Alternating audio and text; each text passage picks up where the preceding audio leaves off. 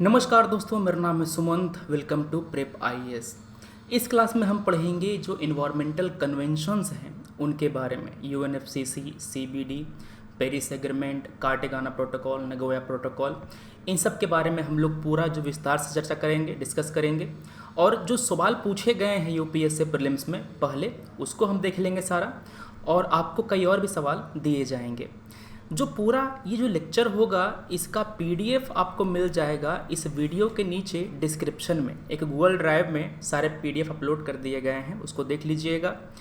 उसी डिस्क्रिप्शन में आपको जो पूरा प्लेलिस्ट है ये आपको दिया जाएगा। मतलब कि इन्वायरमेंट की ये 5वीं क्लास है, इसके पहले 4 क्लासेस हमने ले लिया है। पहली क्लास में हमने पढ़ा था इकोसिस्टम्स के बारे में, फूड वेब, फूड चेन, सब बारे में हमने डिस्कस किया था। सेकंड जो क्लास था वो हमारा बायोडाइवर्सिटी एंड कंजर्वेशन पर था। उसके बाद हमने जो क्लाइमेट चेंज है इसकी बात करी, पोल्यूशन की बात करी। तो पोल्यूशन और फिर क्लाइमेट चेंज की बात हुई। तो 4 क्लास में हमने ये सब पूरे कवर किया। आज क्लास में हम लोग डिस्कस करेंगे सारे एग्रीमेंट और बॉडीज़ के बारे में। अगली क्लास में जो इसके बाद आज शाम को होगी रात के 8 बजे, तो उस क्लास में हम लोग भारत में जो भी कानून बनाए गए हैं, जैसे कि biodiversity act, forest right act, हमारे यहाँ जो वाटर पोल्यूशन का एक्ट है, एयर पोल्यूशन का एक्ट है, इन्वायरमेंट प्रोटेक्शन एक्ट 1986, इन सब के बारे में बात करेंगे आज रात में 8 बजे। ठीक है, तो पता चल गया सब पीडीएफ प्लेलिस्ट वगैरह जो भी है। हमने ज्योग्राफी का जो पूरा कोर्स आपके लिए कंप्लीट कर दिया है, इसको देख सकते हैं आप इस चैनल पर। सभी वीडियोस यहाँ पर मौजूद हैं। इसमें 28 लेक्चर्स हैं। आपका जो पूरा वर्ल्ड हिस्ट्री और इंडियन हिस्ट्री, जो वर्ल्ड ज्योग्राफी और इंडियन ज्योग्राफी है, उसको हमने पूरा कंप्लीट कर दिया है यहाँ पर। चलिए एकदम शुरू करेंगे। शुरू से मतलब कि जो पहला कन्वेंशन पूरी दुनिया में आया था वहाँ से।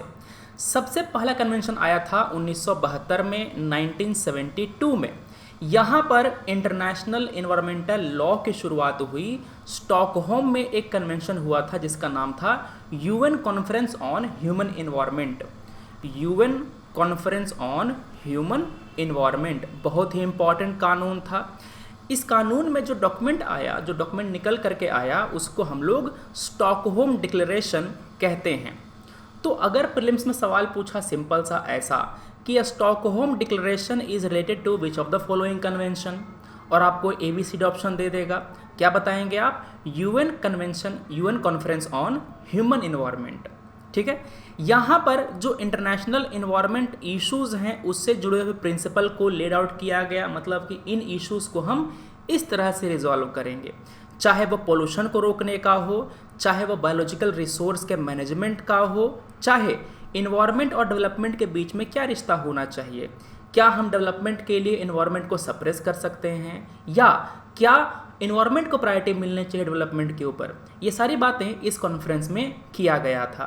तो 1972 स्टॉकहोम कॉन्फ्रेंस, स्टॉकहोम डिक्लेरेशन, बस इतना ही। स्टॉकहोम कॉन्फ्रेंस में जो बातें हुई थी इन्वायरमेंट को प्रोटेक्ट करने के लिए, पोल्यूशन को रोकने के लिए, इन सब को इम्प्लीमेंट करने के लिए एक बॉडी का निर्माण किया गया। उस बॉडी का नाम है यूएन एनवायरनमेंट या फिर United Nation environment programme, UNEP।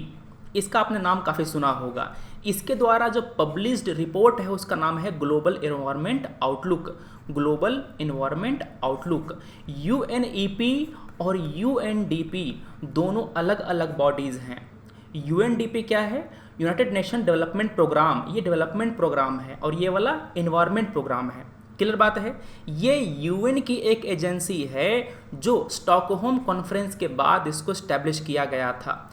United nation जो भी काम करता है इन्वायरमेंट के प्रोटेक्शन के लिए, उन सभी काम को, सभी एक्टिविटीज़ को ये कोऑर्डिनेट करता है कि कौन कहाँ जाएगा, किसको कितना फंडिंग मिलेगा, ये सब बातें। ठीक है ना। इसका हेडक्वार्टर नैरोबी में है, नैरोबी केनिया में है।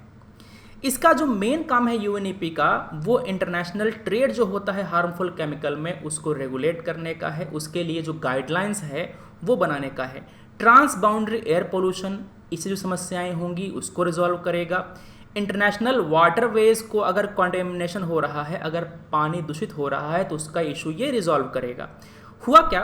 UNEP और WMO, United Nation environment programme, और वर्ल्ड मेट्रोलॉजिकल ऑर्गेनाइजेशन, इन दोनों ने मिल करके 1988 में एक ऑर्गेनाइजेशन का निर्माण किया, इसका नाम है IPCC।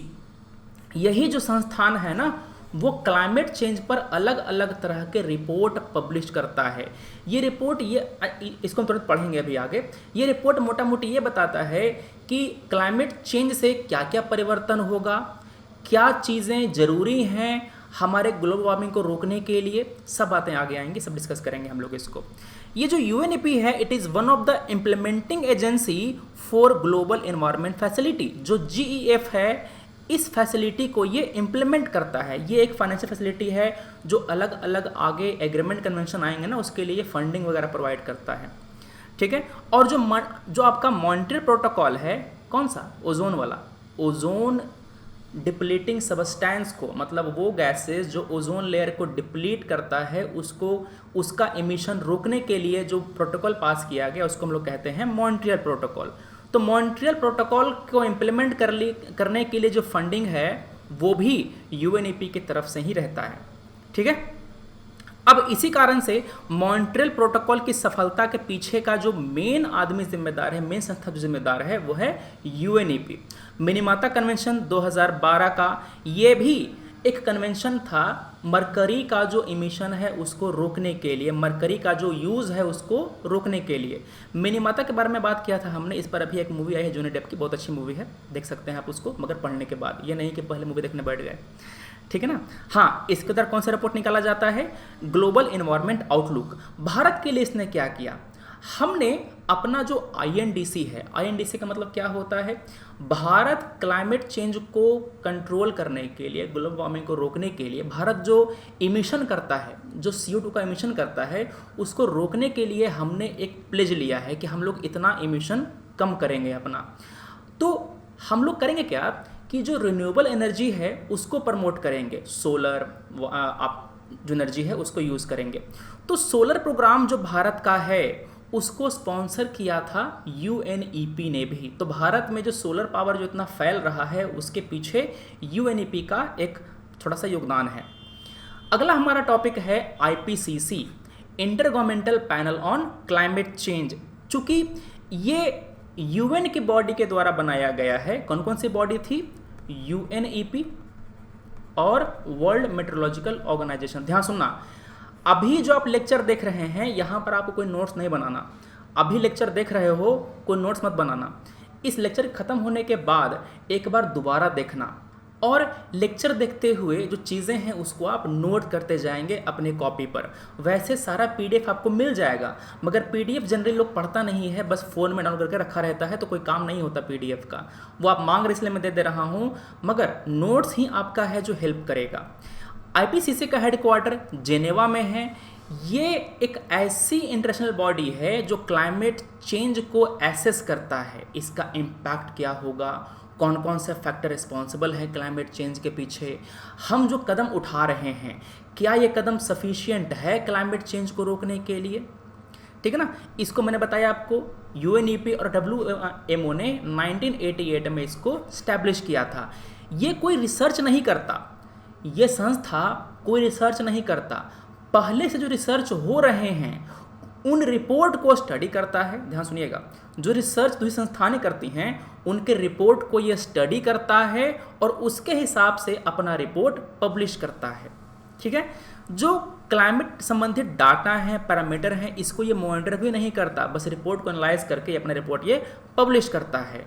ये जो साइंटिफिक, टेक्निकल और सोशियो इकोनॉमिक इन्फॉर्मेशन जो रिपोर्ट आ रही है पूरी दुनिया के संस्थानों के द्वारा, उसको पढ़ करके अपना रिपोर्ट निकालता है। जो IPCC है, यहाँ पर जो लोग, जो साइंटिस्ट काम कर रहे होते हैं, वो अपनी स्वेच्छा से आते हैं, वॉलंटरली अपना यहाँ पर कंट्रीब्यूशन देते हैं। अब UN के सारे मेंबर्स और WMO के मेंबर एलिजिबल हैं, अगर वो चाहें तो IPCC का मेंबर बन सकते हैं। 2007 में इनको जो नोबेल पीस प्राइज़ है वो दिया गया था और इनका जो रिपोर्ट होता है वो UNFCCC को सपोर्ट करता है। ये एक एग्रीमेंट, ये कन्वेंशन है आपके क्लाइमेट चेंज को रोकने के लिए, जो आपके ग्रीन हाउस गैस होती है ना, इनका एमिशन कम करने के लिए। इसका जो सारे रिपोर्ट होते हैं उसमें ह्यूमन इंड्यूस्ड क्लाइमेट चेंज, इससे संबंधित बातें होती हैं, इनका इम्पैक्ट क्या होगा और हम कैसे अडेप्ट करें, कैसे मिटिगेट करें क्लाइमेट चेंज को, उनकी बातें होंगी। ये जो बातें मैं पढ़ा रहा हूँ आपको, जब सवाल आएगा ना यूपीएससी का, तब आपको समझ में आएगा कि कहाँ कहाँ पर आप इसका इन्फॉर्मेशन यूज़ करके ऑप्शन को एलिमिनेट कर पाएंगे।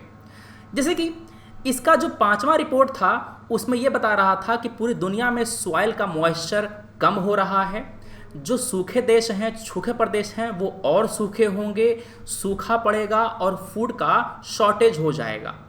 ठीक है, इंडस्ट्रियल रेवोल्यूशन से 0.2 डिग्री सेल्सियस तापमान बढ़ चुका है, मतलब हमारा जो एटमॉस्फेयर है वार्म हो चुका है, आगे और वार्म हो रहा है।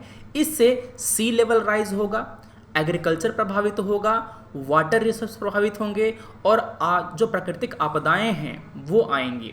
इसने समाधान भी दिया है कि अगर सी लेवल राइज होता है तो आप मैनग्रोव प्लांट कीजिए, कोस्टल बैरियर बनाइए।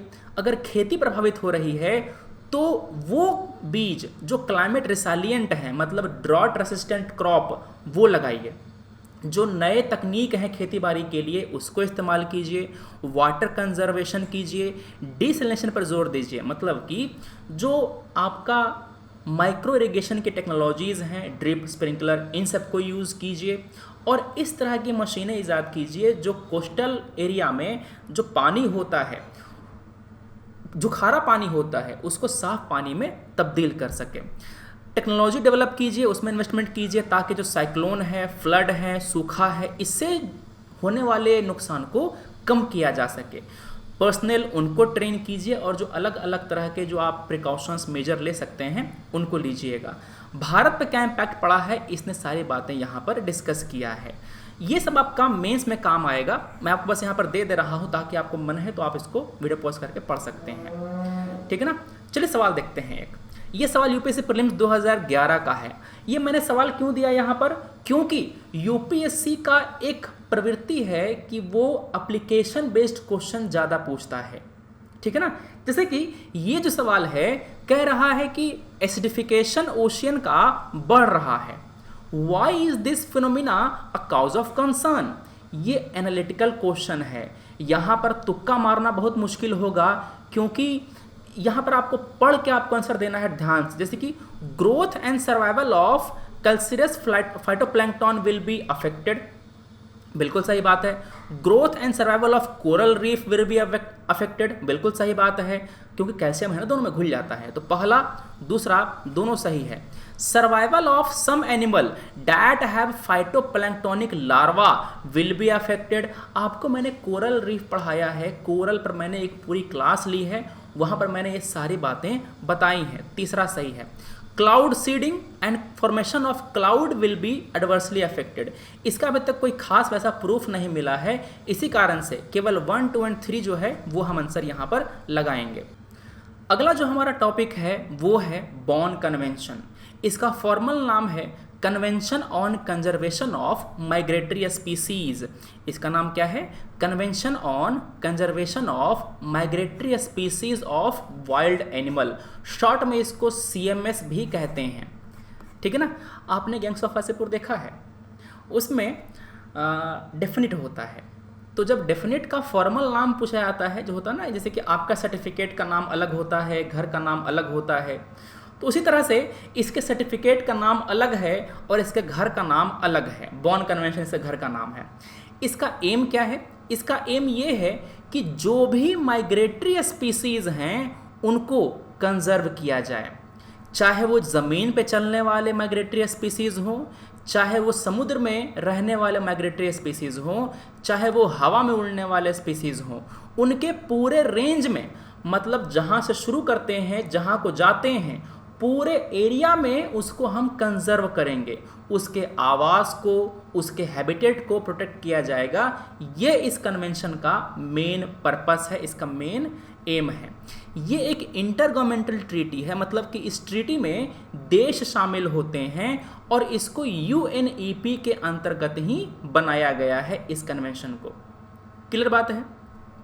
ये वाइल्ड लाइफ को, उनके हैबिटेट को, दोनों को कंजर्व करता है। 1979 में बॉन में इसको साइन किया गया था और 1983 में ये फोर्स में आया। ये इकलौता ग्लोबल यूएन बेस्ड संस्था है जो केवल और केवल माइग्रेटरी स्पीसीज के लिए है। ऐसा ही एक संस्था डिजर्टिफिकेशन के लिए भी बनाया गया है। वो कन्वेंशन जो है वो इकलौता कन्वेंशन है जो डिजर्टिफिकेशन से लड़ने के लिए बनाया गया है। वो कुछ देर पहले, मतलब कुछ देर बाद आएगा वो वाला, ठीक है ना। सीएमएस एक फ्रेमवर्क की तरह काम करता है। फ्रेमवर्क का मतलब ये होता है, ये कन्वेंशन के अंतर्गत हम लोग प्रोटोकॉल और एग्रीमेंट बनाएंगे। जिस तरह से यूएनएफसीसीसी है, ये एक फ्रेमवर्क है, ये लीगली बाइंडिंग नहीं है। इस यूएनएफसीसी के अंतर्गत क्योटो प्रोटोकॉल, पेरिस एग्रीमेंट, इस जैसे एग्रीमेंट साइन किए जाते हैं। समझ गए? उसी तरह से जो सीएमएस है वो भी यूएनएफसीसी की तरह एक फ्रेमवर्क ही है। इस फ्रेमवर्क के अंतर्गत जो एग्रीमेंट है, एमओयू है, वो साइन किए जाते हैं। ठीक है, वो एग्रीमेंट या तो लीगली बाइंडिंग होगा या लीगली बाइंडिंग नहीं होगा, वो डिपेंड करता है उस एग्रीमेंट पर। फॉर एग्जांपल, सीएमएस के अंतर्गत ही रैप्टर एमओयू साइन किया गया है। चूंकि ये एमओयू है, मेमोरेंडम ऑफ अंडरस्टैंडिंग है, ये लीगली नॉन बाइंडिंग है। एमओयू नॉन बाइंडिंग होता है। ठीक है, एमओयू मतलब ये होता है ना कि हम दोनों इस बात पर सहमत हैं। ठीक है, फॉर एग्जाम्पल, जैसे कि मैंने आपको कहा कि मैं आपको इस लेक्चर का पीडीएफ दूंगा, आपने कहा कि हाँ सर पीडीएफ दीजिएगा, हम उसको एक्सेप्ट करेंगे। तो ये हमारे बीच में एक अंडरस्टैंडिंग है, ये लीगली बाइंडिंग नहीं है। ये नहीं कि सर ने पीडीएफ नहीं दिया तो जाकर हम केस फाइल कर दिए सुप्रीम कोर्ट में है, ऐसा नहीं हो सकता। ठीक है ना, क्योंकि लीगली बाइंडिंग नहीं है। वैसे ही रैप्टर एमओयू है, ये केवल एक अंडरस्टैंडिंग है। भारत में जो हमारा वाइल्ड लाइफ प्रोटेक्शन एक्ट है 1972, इसके बारे में लेक्चर आज रात को 8 बजे आएगा, जहां पर हम इसके सारे के सारे शेड्यूल के बारे में चर्चा करेंगे, इसके प्रोटेक्शन के जो आपके प्रावधान हैं इनके बारे में चर्चा करेंगे। तो हमारा जो WPA एक्ट है इसको ये इम्प्लीमेंट करता, इसको कंफर्म करता है। Actually Raptor MOU legally binding नहीं है क्योंकि ये केवल अंडरस्टैंडिंग है और ये रैप्टर स्पीसीज के प्रोटेक्शन के लिए, उनके आवास के प्रोटेक्शन के लिए काम करता है। क्लियर बात है। इसके अंतर्गत 76 स्पीसीज हैं पक्षियों के, जिसमें वल्चर, फैल्कन, ईगल, उल्लू, काइट, हैरियर, ये सब आते हैं और ये भारत में भी पाए जाते हैं। अगला हमारा टॉपिक है ग्लोबल एनवायरनमेंट फैसिलिटी। इसमें 183 देश हैं, 183 कंट्री हैं जो इंटरनेशनल संस्थान, सिविल सेवा संस्थान, प्राइवेट सेक्टर के साथ पार्टनरशिप करते हैं और एक फाइनेंशियल ऑर्गेनाइजेशन की तरह काम करते हैं। इसका काम क्या है? बायोडाइवर्सिटी को प्रोटेक्ट करने के लिए, क्लाइमेट चेंज को रोकने के लिए, इंटरनेशनल वाटर को प्रोटेक्ट करने के लिए, लैंड डिग्रेडेशन को रोकने के लिए, ओजोन लेयर के प्रोटेक्शन के लिए, परसिस्टेंट ऑर्गेनिक पोल्यूटेंट्स, इसको कंट्रोल करने के लिए जो भी पैसा चाहिए होगा वो ये ग्रांट के रूप में प्रोवाइड करेगा, दान के रूप में प्रोवाइड करेगा। यहाँ पर कुछ खास एग्रीमेंट हैं, जैसे कि कन्वेंशन ऑन बायोलॉजिकल डाइवर्सिटी, इसके इम्प्लीमेंटेशन के लिए पैसा चाहिए होगा, कौन देगा? यूएनएफसीसी, इसके लिए भी UN convention to combat desertification, मैं इसी की बात कर रहा था कि डिजर्टिफिकेशन को रोकने के लिए ये इकलौता कन्वेंशन है जो बनाया गया है। Stockholm convention on persistent organic pollutant, pops कहते हैं शॉर्ट में इसको, मिनिमाता कन्वेंशन ऑन मरकरी, इन पांचों के लिए ये फाइनेंशियल मैकेनिज्म का काम करता है, मतलब कि उसका फाइनेंस यही देखता है, ग्लोबल एनवायरनमेंट फैसिलिटी देखता है। ठीक है, चलिए यहाँ पर इससे जुड़ी हुई 18 संस्थाएं हैं, उनमें से कुछ खास ये हैं: UNEP, UNDP, world bank, FAO, ये भी यूएन का संस्थान ही है, ये भी यूएन का संस्थान है, Asian development bank, international fund for agriculture development, world wild life fund, commission international और IUCN, इन सब से ये संबंधित है, इन सब से ये GEF साथ मिलकर के काम करता है। एक सवाल देखते हैं, विथ रेफरेंस टू GEF इनमें से कौन सी बातें सही हैं? It serve as financial mechanism for convention on biological diversity, बिल्कुल सही बात। UN framework convention on climate change, ये बहुत सही बात है, दोनों बारे में काम करता है, दोनों के लिए काम करता है कि नहीं? देखो यहाँ पर सीबीडी और यूएनएफसीसी, सीबीडी और यूएनएफसीसी, समझ गए? अगला इसमें लाइन हम देखते हैं, इट अंडरटेक साइंटिफिक रिसर्च, नहीं साइंटिफिक रिसर्च नहीं करता, ये रिसर्च नहीं करता, सन्नाटा हो गया। It is an agency under OECD, नहीं ओईसीडी के अंतर्गत नहीं है, यूएन के अंदर है। क्लियर बात है? अब चूंकि बी गलत है, सी गलत है, तो डी तो अपने आप गलत हो गया, क्या आंसर आ गया मेरा? ए। तो इस तरह से हम लोग ऑप्शंस को एलिमिनेट करते हैं और सवाल करते हैं। एमसीक्यू सॉल्व करने का कोई जादुई तरीका नहीं होता। आप जो सोचते हैं कि कोई हमको एलिमिनेट करना सिखा दे, आपके पास इंफॉर्मेशन होगी, आपके पास नॉलेज होगी, आप ऑप्शंस को एलिमिनेट कर ले जाएंगे, कोई दिक्कत की बात नहीं है। अगर आपको पता ही नहीं होता कि साइंटिफिक रिसर्च करता है कि नहीं करता है, तो क्या आप एलिमिनेट कर लेते? नहीं कर पाते। अगर आपको पता ही नहीं होता कि ये यूएन के अंतर्गत है, तो क्या आप इसको कर पाते एलिमिनेट? नहीं कर पाते। तो आपके पास अगर इंफॉर्मेशन होगा, आप तभी ऑप्शंस को एलिमिनेट कर पाएंगे। तो पढ़ना सबसे ज़्यादा इंपॉर्टेंट है। कोई जादू तरीका नहीं है कि आपको सिखा देगा एमसीक्यू सॉल्व करना और आप सीख जाएंगे, ठीक है? चलिए, हाँ, जो कीवर्ड है वो सब समझना सीखेंगे आप, कि जहाँ पर आपके एक्सट्रीम सेंटेंसेस हो, एक्सट्रीम कीवर्ड हो, जैसे कि मस्ट, मस्ट नॉट, यहाँ पर वो लाइन ज़्यादा टाइम गलत होता है। अगला हमारा टॉपिक है earth summit 1992 1992, UNCED, UN conference on environment and development. ये 1992 में 1992 में रियो में हुआ था। रियो एक शहर है ब्राज़ील का। यहाँ पर इसका मेन काम क्या था कि जनता के बीच में अवेयरनेस पैदा करना, इन्वायरमेंट और डेवलपमेंट के बीच में जो बैलेंस है उसको बनाने के लिए, ठीक है? अब 1992 में समिट हुआ। इसके 10 साल के बाद 2002 में world summit on sustainable development हुआ, जिसको हम लोग रियो +10 के नाम से जानते हैं। 10 साल के बाद दोबारा 2012 में एक समिट हुआ, जिसको हम लोग कहते हैं रियो +20। ये है UN conference on sustainable development. इस पर यूपीएससी सवाल पहले पूछ चुका है, ठीक है ना? तो सिंपल सवाल पूछता है कि ये जो रियो +20 है, उसके कन्वेंशन का नाम क्या है, मतलब उसका फॉर्मल नाम क्या है, मतलब सर्टिफिकेट वाला नाम क्या है। ये जो अर्थ समिट है उसमें टॉक्सिक कंपोनेंट का जो प्रोडक्शन है उसको लिमिट करने की बात करी गई। जैसे कि पेट्रोल में लेड मिलाया जाता है, लेड एंटी नॉकिंग एजेंट होता है, तो मगर खतरनाक होता है वो, ठीक है ना? पॉइजनस वेस्ट जैसे कि रेडियो एक्टिव केमिकल हैं, इसका जो ट्रांसफर उसको लिमिट करेगा। फॉसिल फ्यूल को, जो फॉसिल फ्यूल है उसको रिप्लेस करने की बात करी गई, सोलर से, जो दूसरी चीज़ें हैं उनसे। पब्लिक ट्रांसपोर्टेशन जैसे कि जो हमारा ट्रेन है, बस है, उनको प्रमोट करेंगे ताकि जो पर्सनल व्हीकल हैं उसको हटाया जा सके रोड से। मतलब आपकी जो अपनी कार है, अपनी बाइक है, उससे ज़्यादा प्रदूषण होता है, क्योंकि ज़्यादा गाड़ियाँ होंगी रोड पर। अगर उतने ही लोग बस से जाएंगे तो एक व्हीकल से चले जा सकते हैं। तो जो पब्लिक ट्रांसपोर्टेशन है उसको प्रमोट करा जाएगा, ये बातें इन्होंने करी। अब अर्थ समिट 1992 में 5 चीज़ें निकल करके आया। सबसे पहला आया Rio declaration on environment and development. इसमें बात हुई सस्टेनेबल डेवलपमेंट की। अगला जो निकल के आया वो था एजेंडा 21।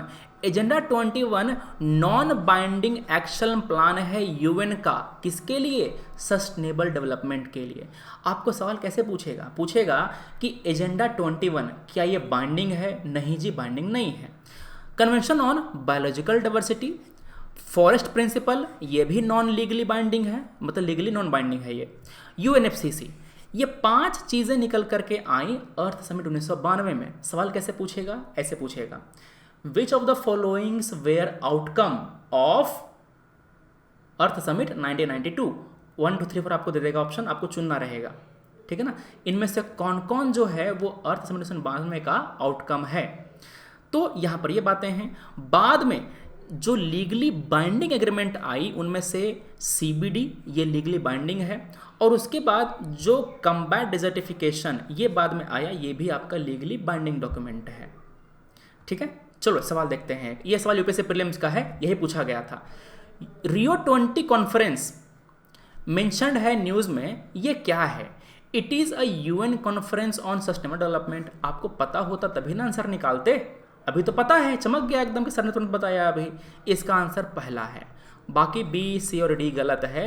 मगर एग्ज़ाम हॉल में ये बहुत कन्फ्यूजन होता है कि क्या डब्ल्यूटीओ का मीटिंग है, क्या आईपीसीसी का मीटिंग है, क्या सीबीडी का एक मीटिंग है। ये यूएन कॉन्फ्रेंस है सस्टेनेबल डेवलपमेंट पर, जो हुआ था 2012 में। कब हुआ था? 2012 में हुआ था। बात एकदम सही है। चलो अब हम बात करते हैं यूएनएफसीसी के बारे में, जो इसका सबसे मेन आउटकम था। ये अंतर्राष्ट्रीय एनवायरमेंटल ट्रीटी है। कब आया था? 1992 में अर्थ समिट के आउटकम था ये फोर्स में आया 1994 में, ये फोर्स में आया। इसका काम क्या है? जो ग्रीन हाउस गैस का एमिशन है उसको रिड्यूस करना, इसका कंसंट्रेशन हमारे एटमॉस्फेयर में स्टेबलाइज करना। इसका मतलब ये होता है कि जो नेचुरल कंसंट्रेशन है ग्रीन हाउस गैस का हमारे एटमॉस्फेयर में, वो बना रहने दिया जाए। ह्यूमन के ज़रिए जो इमिशन किया जाता है उसको ख़त्म कर दिया जाए, ताकि ग्लोबल वार्मिंग रुक सके। जब ग्लोबल वार्मिंग रुकेगा तो क्लाइमेट चेंज रुक जाएगा। समझ रहे बात? जो डेंजरस एंथ्रोपोजेनिक इंटरफेरेंस है, मतलब कि मानव के द्वारा जो बदलाव किए जा रहे हैं हमारे एटमॉस्फेयर में, इसको रोका जाए। ठीक है, इसके 197 पार्टीज़ हैं, करीब करीब दुनिया के सभी देश इसमें शामिल हैं। और ये करता क्या है कि क्लाइमेट चेंज में जो भी प्रोग्रेस हो रहा है, मतलब उसको रोकने के लिए जो प्रोग्रेस हो रहा है उसको एसेस करता है। कौन? Conference of party. जो लोग यूएनएफसीसी के मेंबर हैं वो साल भर में मिलते हैं एक बार और चर्चा करते हैं कि क्या क्या हमें आगे करना है।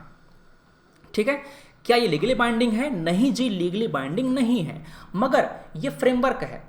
यूएनएफसीसी के भीतर जो एग्रीमेंट साइन होंगे वो लीगली बाइंडिंग हो सकते हैं। जैसे कि इसके भीतर क्योटो प्रोटोकॉल साइन हुआ था, वो लीगली बाइंडिंग था।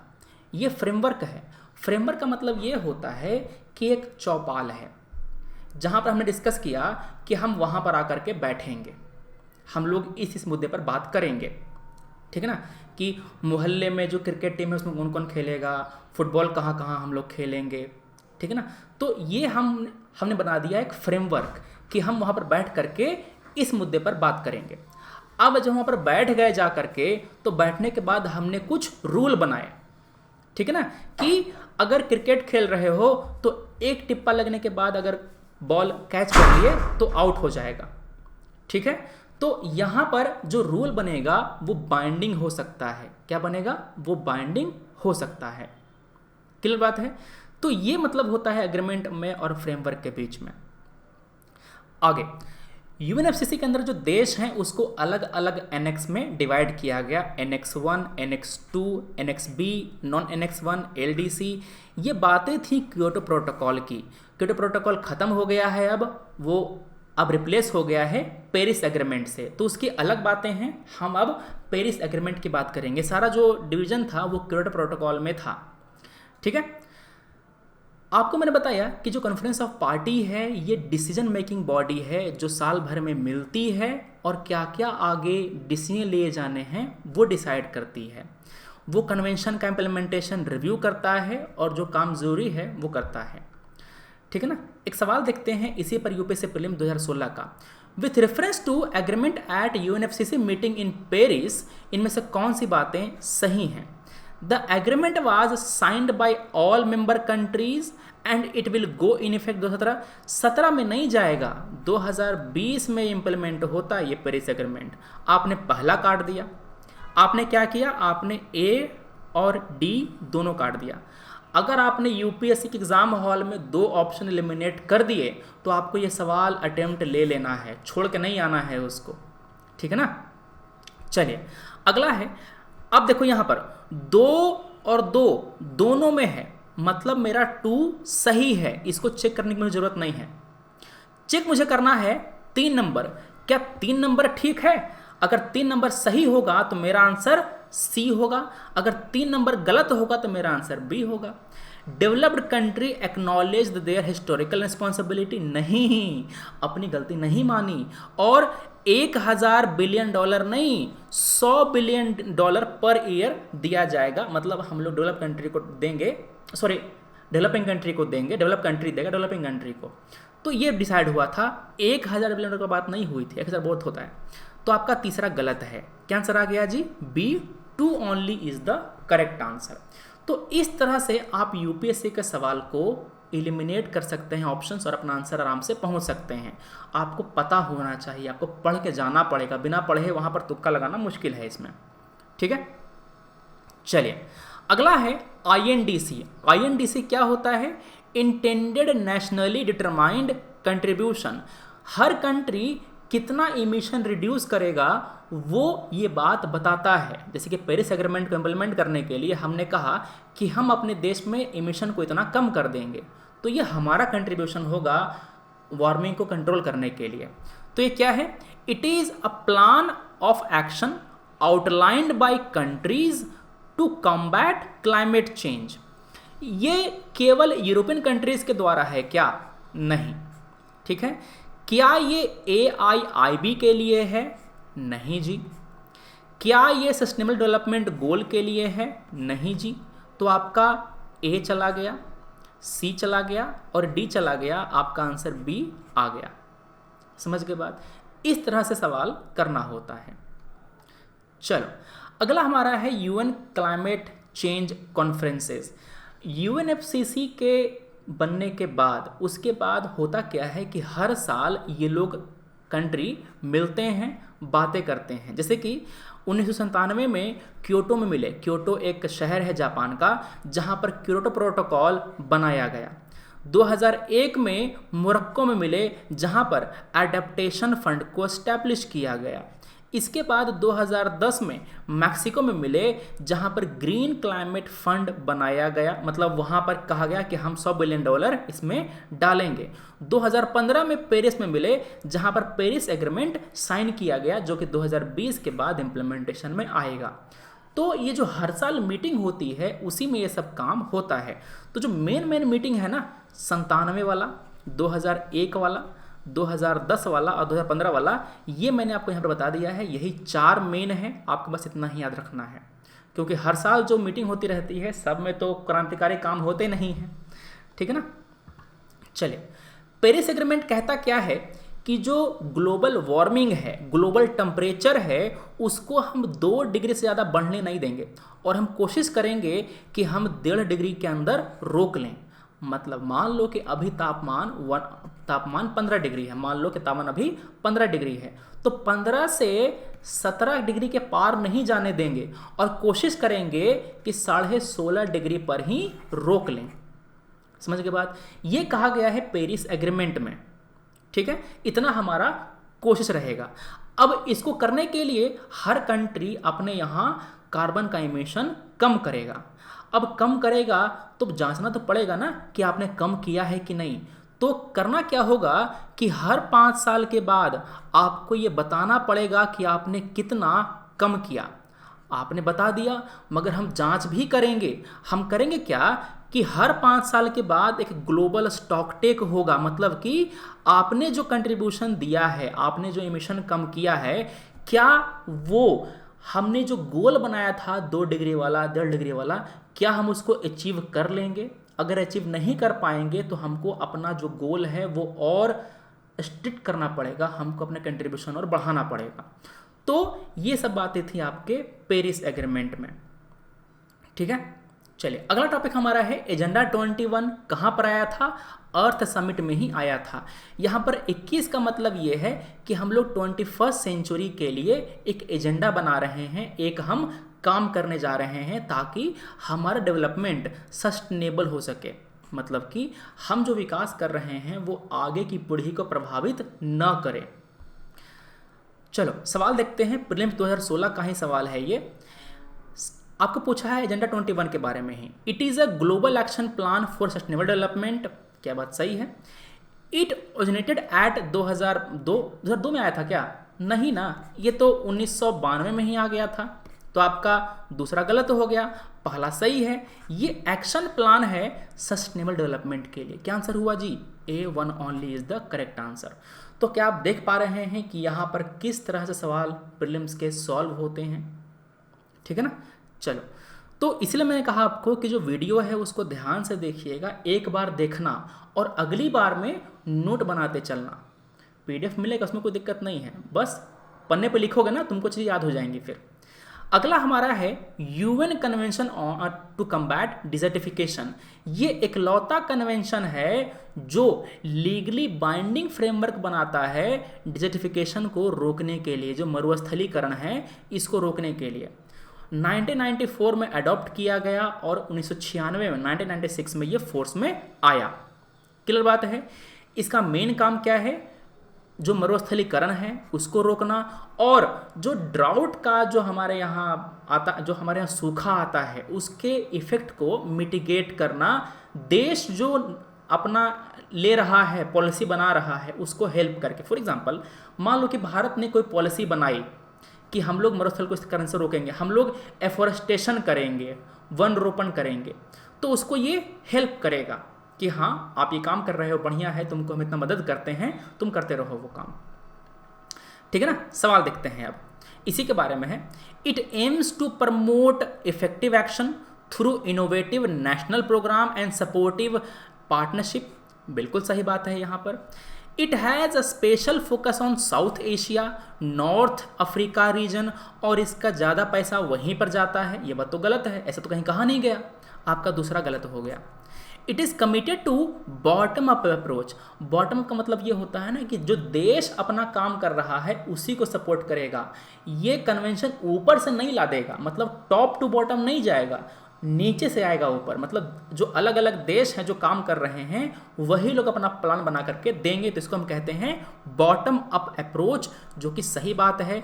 यहाँ पर लोकल लोगों को भी किया जाएगा इंक्लूड, ताकि वही लोग वन लगाएंगे, पेड़ पौधे लगाएंगे और वही इसको प्रोटेक्ट करेंगे। तो पहला सही है, तीसरा सही है। क्या आंसर आ गया जी 1 और 3? सी इज द करेक्ट आंसर। चलिए अगला हमारा टॉपिक है UN agenda for sustainable development. Sustainable development के लिए हमने 17 गोल बनाया है। क्या बनाया है? 17 गोल बनाया है और 169 टारगेट रखे हैं। किसने बनाया है? UNGA, संयुक्त जो हमारा जो ये है ना, जो हमारा UN है उसमें जो जनरल असेंबली है उन्होंने बनाया है 2015 में, और 2030 तक हमको ये अचीव करना है। मतलब 15 साल में हमको ये गोल अचीव करना है। इसका मेन पर्पस क्या है? पॉवर्टी एलिमिनेट करना, जो भूखमरी है, जो हंगर है वो उसको ख़त्म करना, सबके लिए स्वास्थ्य मेंटेन करना, एजुकेशन, जेंडर इक्वालिटी, साफ पानी एंड सैनिटेशन, जो आपका सस्टेनेबल सिटीज़ हैं उनका विकास करना, इनइक्वालिटी, असमानता को कम करना, क्लीन एनर्जी, जो हमारा लाइफ हमारे धरती पर है, लाइफ बिलो वाटर, इन सबको प्रोटेक्ट करना। ये हमारा मेन पर्पस है। यही 17 गोल हैं। इन 17 गोल के भीतर भी टारगेट हैं। ये नहीं कि बस हमने पॉवर्टी कम करनी है, इसके भीतर पर्टिकुलर टारगेट है कि आपको इतने समय में इतना काम करना है, ताकि हम टाइम बाउंड मैनर में वो काम कर सकें। सवाल पूछा प्रीलिम्स 2016 में, SDG were first proposed in 1972। क्या बात सही है? सन्नाटा 2015 में किया गया था। कोई दिक्कत की बात है? पहला गलत हो गया। SDG have to be achieved by 2030। बिल्कुल सही बात है, आपका दूसरा सही है। क्या आंसर आया जी? B2 only is the correct answer. तो इस तरह से जो सवाल होते हैं वो आपको करने होते हैं। अगला हमारा टॉपिक है कन्वेंशन ऑन बायोलॉजिकल डाइवर्सिटी। इसमें काम क्या होता है कि जो हमारा बायोलॉजिकल डाइवर्सिटी है उसको कंजर्व करना होता है। ये डाइवर्सिटी के बारे में मैंने आपको सेकंड लेक्चर में पूरा पढ़ाया है। जो सेकंड लेक्चर है ना हमारा इस इन्वायरमेंट का, उसको देख लेना एक बार, ठीक है ना। ये कहता क्या है कि हम इस डाइवर्सिटी को कंजर्व करेंगे, इसको सस्टेनेबली इस्तेमाल करेंगे। मतलब जो जड़ी बूटी है उसको बचा के रखेंगे तो ठीक है, मगर उसका हम लोग इस्तेमाल भी करेंगे। क्या फ़ायदा जड़ी बूटी का जब हम उसका इस्तेमाल ही ना कर पाएँ, उसको बस बचा के रखे रहें। तो उसको हम लोग सस्टेनेबली यूज़ करेंगे, और जो लोग उसको बचा के रखे हुए हैं उनको हम उसका बेनिफिट देंगे।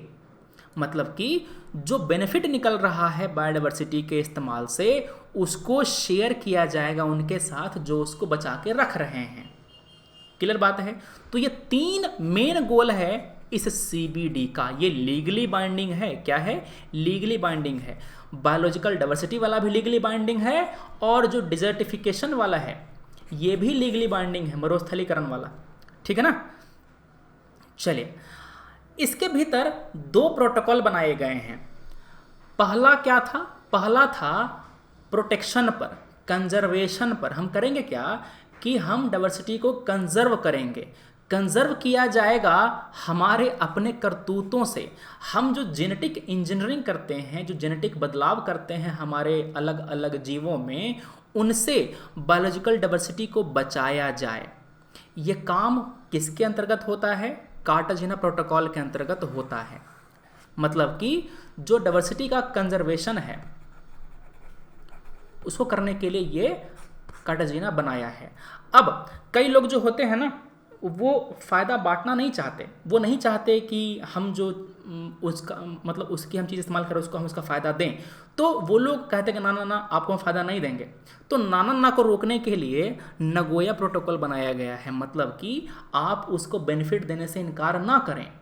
मतलब कि यहाँ पर जो फेयर एंड इक्विटेबल शेयरिंग है बेनिफिट का, इसको इंश्योर किया जा सके, इसके लिए क्या बनाया गया है?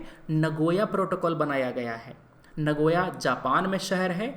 इसका काम क्या है? जो जेनेटिक रिसोर्स हैं इसका एक्सेस ज़रूरतमंद को मिले, और जो उसको एक्सेस कर रहा है उसका फ़ायदा उसको भी दे जिसने इसको संग्रह करके रखा था। क्लियर बात है? तो ये है नगोया एंड कार्टाजेना प्रोटोकॉल। समझ गए बात? अब चुपचाप सवाल पूछे आपसे कि नगोया और कार्टाजेना संबंधित है किससे? क्या बताएंगे? Convention on biological diversity. कोई दिक्कत की बात है? नहीं जी, कोई दिक्कत की बात नहीं है। ठीक है ना? चलिए, सवाल पूछा आपको 16 में ही, Annex 1 कंट्री किसमें था? क्योटो प्रोटोकॉल में था ना? इसमें तो था नहीं, गलत हो गया। सर्टिफाइड इमिशन रिडक्शन नगोया में थोड़े था, ये तो बेनिफिट के बंटवारे के लिए है। CDM ये है क्योटो प्रोटोकॉल में। तो आपका तीसरा सही है, पहला दूसरा गलत था। क्या आंसर आ गया जी? C3 only is the correct answer. चलिए, अगला हमारा टॉपिक है इंटरनेशनल सोलर अलायंस, जो इंडिया और फ्रांस के द्वारा शुरू किया गया था, जो पेरिस एग्रीमेंट साइन हुआ था 2015 में। ठीक है ना? इसका जो हेडक्वार्टर है वो हमारे देश गुरुग्राम में ही है। ठीक है, हरियाणा में जो गुरुग्राम इलाका है, मतलब पुराना वाला गुरुग्राम, वहाँ पर ये इकलौता इंटरनेशनल एग्रीमेंट है जिसका मुख्यालय हमारे यहाँ है। बाकी सबका मुख्यालय विदेश में है। इसमें वो देश शामिल होते हैं जो सोलर को यूज़ करना चाहते हैं।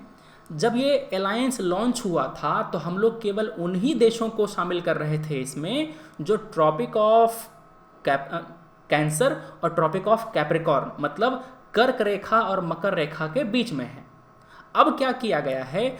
अब दुनिया के सारे देश जो UN के सदस्य हैं वो इसमें ज्वाइन हो सकते हैं। मतलब उनको मैंने बना दिया है एलिजिबल कि वो लोग आकर के इसमें शामिल हो सकते हैं, और जो सोलर पावर है उसका जो फ़ायदा है, उसमें डेवलपमेंट का फ़ायदा वो ले सकते हैं। ठीक है ना? इसी पर सवाल 2016 में ही आया। ISA was launched at UNFCCC 2015. Alliance include all member country of UN. It does not include, it make them eligible. मतलब आप शामिल हो सकते हैं, आप इसके सदस्य बने ही बने हैं, ये कोई जरूरी नहीं है। तो आपका दूसरा गलत है। It does not include, they are only eligible. आप शामिल हो सकते हैं, कोई दिक्कत की बात नहीं है। आपका पहला सही है, 15 में ही हुआ था। क्या आंसर है जी? A1 only is the correct answer. ठीक है बात? अब एक हुआ साइन बॉन 17 में, और दूसरा हुआ समिट क्वार्टरवाइज 2018 में। किसका समिट है ये? UNFCCC का। UNFCCC का जो था ना समिट, वो हो रहा था। क्वार्टरवाइज में यह कहा गया कि पेरिस एग्रीमेंट को इम्प्लीमेंट करने के लिए रूल बनाए जाएंगे। वही वाला एक टिप आउट वाला रूल जो है ना वो बनाया जाएगा। मतलब पेरिस एग्रीमेंट को इम्प्लीमेंट करने के लिए जो नियम कानून जरूरी होंगे वो क्वार्टरवाइज का जो हमारा समिट था वहाँ पर बनाया गया। ठीक है? ये जो रूल बुक हैं वो डिसाइड करेंगे कि सरकारें कैसे अपना एमिशन मेजर करेगा, कैसे वो उनको रिपोर्ट करेगा, और कैसे वो अपना एमिशन कट करेंगे। ठीक है? यहां पर आपको मैंने 2 टॉपिक और दिया है, रेड और रेड प्लस के बारे में। रेड बात करता है कि हम इमिशन को कम करेंगे डिजर्टिफिकेशन को रोक करके और फॉरेस्ट डिग्रेडेशन को रोक करके, मतलब जो जंगल की कटाई हो रही है उसको हम लोग रोकेंगे, जो जंगलों का क्वालिटी घटाया जा रहा है उसको हम लोग रोकेंगे। कैसे घटती है क्वालिटी? जब हम लोग जंगल को काट करके मोनो प्लांटेशन करते हैं, मतलब कि एक ही तरह के पौधे लगा देते हैं पूरा जंगल में ऐसा करके, तो वो नेचुरल जंगल नहीं हुआ। तो ये पार्ट है रेड का। रेड में एक बात और करी गई, हम केवल रोकेंगे ही नहीं, हम प्रमोट भी करेंगे। हम जंगल की कटाई रोकेंगे, उसके बाद जंगल का मतलब कि एफॉरेस्टेशन उसको हम प्रमोट करेंगे, ताकि जो जंगल पहले कटा है उसको हम दोबारा भरपाई कर सकें और कार्बन को और यहाँ पर ला करके सिक्वेस्टर कर सकें, मतलब उसको यहाँ पर ला करके जमा कर सकें। तो ये बातें हैं रेड प्लस में। प्लस पता है ना प्लस में क्या होता है, क्योंकि कुछ हम लोग एक्स्ट्रा करते हैं प्लस में, तो हम लोग आपका जो वृक्षारोपण है उसको हम लोग प्रमोट करेंगे रेड प्लस में। ठीक है दोस्तों, तो ये सब हो गई बातें। और इसके बाद ये सवाल आपका इसमें क्या कह रहा है, proper design and effective implementation of red program can contribute to biodiversity बचाएगा, ठीक है, इकोसिस्टम बचाएगा और पॉवर्टी को रिड्यूस करेगा। आपका आंसर है 1 और 2। यहाँ पर देखो 1 और 2 है, ये पॉवर्टी रिड्यूस नहीं करेगा ऐसा कोई यहाँ पर चर्चा नहीं किया गया है, ठीक है ना। इसमें रेड वाले में क्या करेगा, फॉरेस्ट को बचाएगा और उसके साथ जो आपकी बायोडाइवर्सिटी है उसको बचाएगा। आंसर क्या हो गया आपका, A 1 और 2 only is the correct answer. चलिए, तो ये हो गई बातें हमारी आज की। आगे आपका एक रामसर है, CMS है, इन्हें CMS हमने पढ़ लिया है, रामसर है, फिर जो छोटे छोटे कुछ बॉडीज़ हैं वो सब आपके मॉक टेस्ट के थ्रू हो जाएगा, उसके लिए कुछ अलग से नहीं करना है, ठीक है ना। अब रात के हम लोग मिलेंगे 8 बजे, जहां पर हम बात करेंगे जो अलग अलग कानून पास किया गया है भारत सरकार के द्वारा, भारत की संसद के द्वारा, उनको, ठीक है। लेक्चर अच्छा लगा तो लाइक, खराब तो डिसलाइक। हम मिलते हैं अपने अगले वीडियो में। Thanks for watching, take care, Jai Hind.